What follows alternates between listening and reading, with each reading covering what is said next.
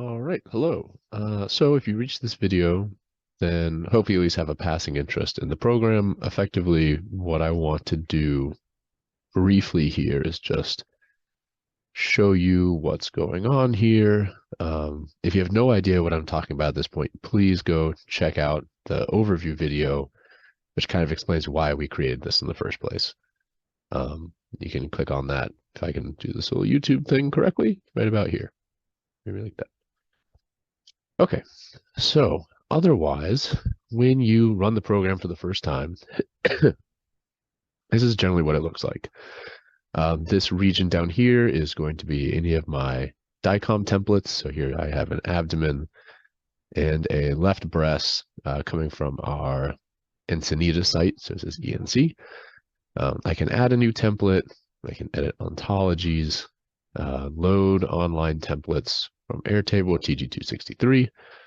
Because I'm at a variant Eclipse site, I can also load directly from XML files. I can run this DICOM server, create a folder with loadable RTs, create a folder with loadable variant XML files, which can plug straight in, or delete all of the RT structures that I previously made, change my ontology scheme, or just ask for help.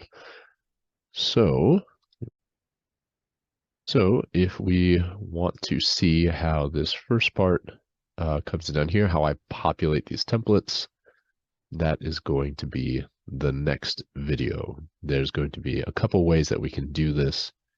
Kind of debating whether or not I want to make one video for each, but one will be loading from TG-263, one will be loading from your Eclipse XML files, and one would be just making templates all on your own. So I'll start with the loading from online templates, and that should be a video over there. And again, if you don't really know what any of this is,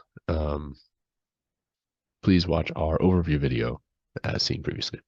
Thanks.